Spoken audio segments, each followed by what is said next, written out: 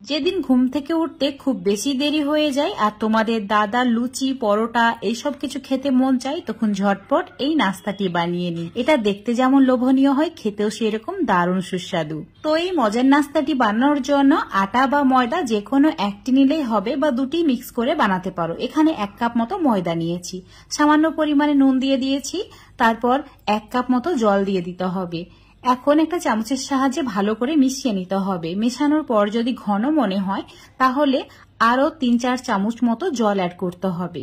এর বেশি কিন্তু জল অ্যাড করা যাবে না, তো জলের পরিমাণটা একটু বুঝে শুনেই অ্যাড করবে। তোমাদের দেখিয়ে দিচ্ছি, দেখো ঠিক এই রকম ঘন করে রেখেছি। এটা এখন সাইডে রেখে দিচ্ছি।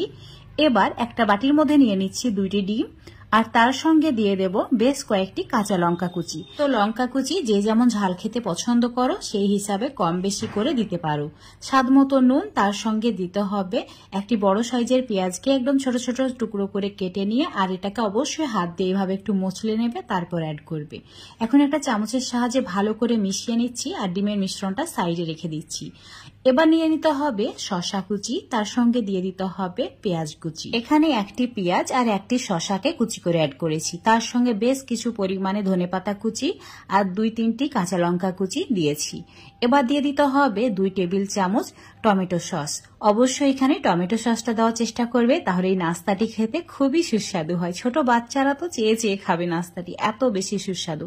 আর বাচ্চাদের জন্য বানালে অবশ্যই লঙ্কার পরিমাণটা কম দেবে বা না দিলেও হবে। এখন সমস্ত কিছু ভালো করে মিশিয়ে নিতে হবে, আর অবশ্যই এই সময় নুনটা দেবে না, নুনটা কিন্তু পরে ব্যবহার করব। তো ভালো করে মিশিয়ে নিয়েছি, মিশ্রণটা আমাদের ভালোভাবে রেডি হয়ে গেছে। তো এটা এখন সাইডে রেখে দিচ্ছি। আর নাস্তাটি বানানোর জন্য চুলোর উপর একটা ফ্রাইং প্যান নিয়েছি, চুলোর ফ্লেম একদম কমিয়ে রেখেছি। হালকা একটু ফ্রাইং প্যানটা গরম হয়ে গেলে এই মিশ্রণটা 1 হাতার সামান্য পরিমাণে অ্যাড করেছি। দেখতেই পাচ্ছ হাতাটা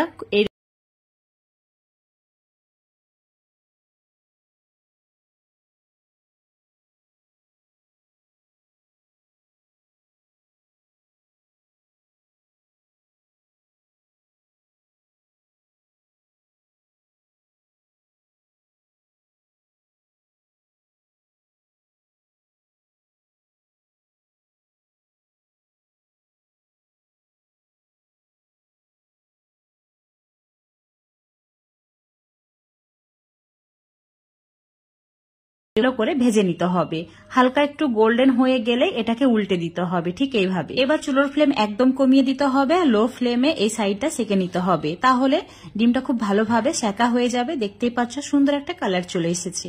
উল্টে পাল্টে ভেজে নিয়েছি। এখন পরোটার এই সাইডে যে পেঁয়াজ শসা দিয়ে মিশ্রণটা বানিয়ে রেখেছিলাম, মানে পুরটা রেডি করে রেখেছিলাম, সেটা এইভাবে দিয়ে দিতে হবে। তারপর সামান্য পরিমাণে এমনি নুন বা বিট নুন ছড়িয়ে দিতে হবে। ঠিক এইভাবে ফোল্ড করে নিয়ে নাস্তাটি রেডি করে নিতে হবে। দেখতেই পাচ্ছ খুব সহজে এটা ফোল্ড হয়ে যায়। উল্টে পাল্টে হালকা একটু ভেজে নেবে, তাহলে এটা খেতে আরো বেশি সুস্বাদু হবে। তোমরা চাইলে এর চেয়ে আরো কড়া করেও ভেজে নিতে পারো, যে যেমন খেতে পছন্দ করো সেই হিসাবে ভেজে নেবে। আর একইভাবে সবগুলো নাস্তা রেডি করে নেবে। এটা তোমরা বাচ্চাদের টিফিনেও দিতে পারো, এত বেশি সুস্বাদু হয় যে সকালের নাস্তায় খাওয়ার পর বাচ্চারা বলবে এটা টিফিনেও প্যাক করে দেওয়ার জন্য। আর হাজবেন্ডরা তো অনেক খুশি হয়ে যাবে এইরকম মজার নাস্তা যদি পায়। যদি হাতে সময় না থাকে তাহলে সকালের নাস্তায় বা বিকালের নাস্তায় এই মজার ডিম পরোটা অবশ্যই একবার বানিয়ে খেয়ে দেখবে। আশা করছি খেয়ে তোমাদের এটা অনেক বেশি ভালো লাগবে। ভালো লাগলে লাইক শেয়ার কমেন্ট করে দেবে। আজকের রেসিপিটা ফেসবুক পেজ থেকে দেখলে পেজটাকে ফলো করে নেবে, ইউটিউব থেকে দেখলে চ্যানেলটাকে সাবস্ক্রাইব করে রাখবে।